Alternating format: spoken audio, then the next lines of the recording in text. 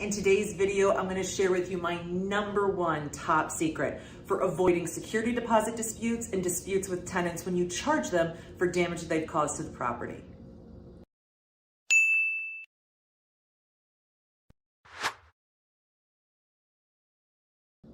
I'm Jennifer Rollins, landlord, educator, advocate, and broker at One Focus Property Management. And I have a top secret. I don't know why it's a secret. I share it with everyone. One thing we do at One Focus Property Management that works incredibly well, that you could be doing just as well for free, is video move-in and move-out inspections. So that means as soon as possible after a tenant moves out from the property, the very first thing we do is this video move-out inspection I'm about to teach you. And then the very last thing we do before we move a new tenant into a property is this same inspection process.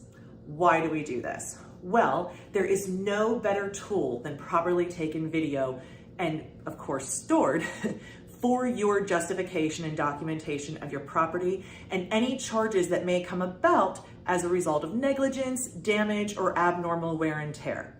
So we do these videos in order to kind of mark a place in time and accurately document the property. I hear a lot of folks say that they use still camera photos. I don't love that. It's you can get still photos from a video by using screenshots, and I think video gives you the flexibility to capture more. And if you work on a couple of disciplines, these videos are very easy to use. Now, of course, video is an incredible record of the property, but there's a couple other things that you can do with your video to really make sure it's super useful to you. One hint is, as you document the condition of your appliances, grab the image on the inside door or inside panel of the model number and serial number of the appliance. Why is this so helpful? Well, often damages in properties are related to the handles, drawers, shelves of appliances, and those things need to be replaced. You'll need the information from that model number in order to know which parts to order. Additionally, say you have an appliance issue over the course of the tenancy, and the tenant calls in and says, hey, the stove isn't working, and you need to get service. Did you know that some appliance repair people only work on certain brands? You're gonna need to know the type of appliance you're hiring them to work on. The video comes in super handy. You can also document things like meters. So meter numbers on the gas meter, electric, or water meter, a great thing to have in your back pocket. Also, window dimensions for blind reordering. So you might do your move-out inspections and notice that 3 need to be replaced, but then you have to go back and measure. So that way you have this information consistently documented. Things like filter sizes, also another great way to go. So first things first, we're gonna get ready to take a video. It's not as simple as unlocking the door, pressing record, walking through, and you're done. No, a properly taken inspection video will take upwards of 20 to 40 minutes depending on the size of the property. So the very first thing we train our team to do when they're doing a video, when they're walking into the property, is to turn on all the lights, open up all the blinds, and we open up all the cabinets. Then we view the whole property. We're attempting to determine what is the condition here. Is there some sort of damage that I need to document? If so, what kind of lighting will I need? Am I checking the fronts and backs of doors? Am I looking at the exterior and interior? Are there any entry or exit ways I need to make sure to get to? And we always make sure to get attics and basements. So as you can see, this isn't a quick video. So I'm gonna go prepare this apartment for the video inspection, and we'll come back and I'll show you the actual mechanics of taking the video. As you can see, I've prepared this kitchen for the inspection. Now, why do we open up the cabinets and such all ahead of time? Well, we do that so that we can see inside everything and then close everything and get a video of all of the outsides. We find that doing this first helps provoke attention to each individual thing as you do your video. Now, I don't have a camera in my hands, but I'm gonna try to mime it. So things you wanna do: hold your camera horizontally, not vertically, horizontally. This is gonna give you the best possible picture and interpretation of the property. Remember, you might need to watch this later. The only time you need to watch this later is if you need information or you're having a dispute. So we wanna turn it wide so we get lots of coverage of the space.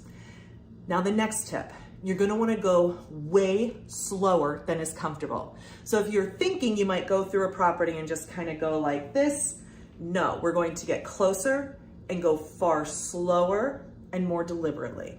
And why do we do that?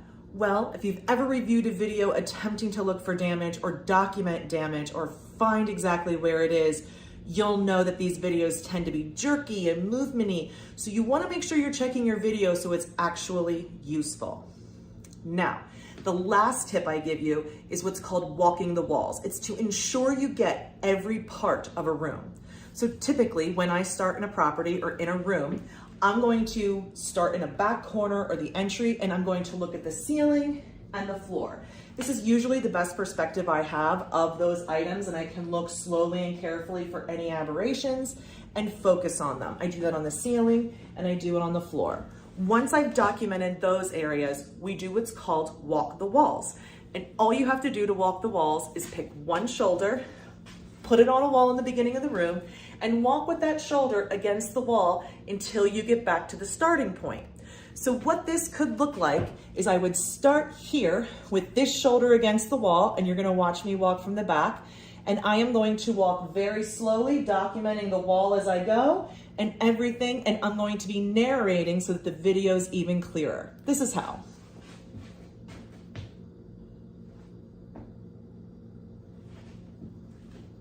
And I might bend over and get a close-up of the baseboard. Maybe paint touch-up, so perhaps I'm noticing some issues with the paint here, and I'll point them out on my camera and say what they are. A touch-up that doesn't match paint, a touch-up that doesn't match paint in 4 instances. I would come around here, I would document the inside of the dishwasher, and then close it so I can get the outside. Same thing here in cabinets. We can view cabinets, close it, get the outside. Now again, I'm walking the walls, so I'm going very slowly and carefully. At windows, we have our blinds open so that when we get to the window, we can close it and see that the blind is not broken. You can also note if there's missing screens in the window at this time. We're looking at the sink, we're looking underneath of the sink. Again, shutting those cabinets, looking at the outside. We would continue the whole way around the kitchen just that slow. When we get to our appliances, for instance, the microwave, we would get right inside the cabinet of the microwave and get the picture of the model number and serial number.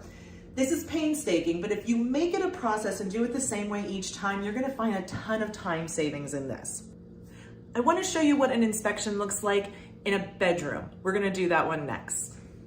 The process isn't much different in a bedroom. When we come into the bedroom, the first thing we're gonna do is a careful look at all of the ceiling and all of the flooring, making sure that we see every part. And then we'll pick a starting point on the wall, put one shoulder to the wall, and document the property walking until we get back to that starting point. A room this size, the video might be 2 to 3 minutes long. That tells you just how slow you need to be going. My last tip is to find an online storage place to keep these videos to make sure that they're never going to be gone. So you don't want them on a hard drive or on a phone, that if you lose that or lose access to that device, the video's gone. I love YouTube. We keep a ton of our move-in and move-out inspections on YouTube. So it's a very safe place to keep it. You can keep it private so nobody can see it, but it's there stored safely for when you need it. Now, how can you make this video extra useful? Well, you wanna make sure your tenants know that it exists. So when you move them in, like we do at One Focus, we don't use those paper move-in and move-out condition forms. Nope. We let the tenant know, hey, we documented your property on video this morning and we're asking that you do the same thing. Keep that video, do the same thing when you move out. And what's great about this is that when you move out, if we have any disagreements about the condition of the property when you moved in or moved out, you and I will have a video of both times. And at that point, if we're not able to agree, a judge would have those videos to review. I find that's very persuasive to let tenants know that there is a video documentation of the property. Now, how you make it extra useful is when that tenant gives you notice to vacate, notice to move out of the property, and you're providing them move out instructions. A great idea is to include a link to your video, reminding them that, hey, whether it was 1 year, 2 years, 10 years ago, this was the condition of the property when you moved into it. I want to remind you of that condition, and so we both have the same pointing start of reference. I find that by having these videos and using them as I communicate with my tenants, specifically around damages in the properties, that we have a lot less conflict around that issue and we get to resolution a lot sooner. I hope this tip helps you and you learn how to make better move-in and move-out inspection videos of your rental properties. This will save you time and hassle, I promise. If you love tips like this, follow us here on YouTube. We're always making videos that are so valuable to real estate investors. And if you wouldn't mind, give us a like, a click, a share. We're really trying to get the word out there. Until next time.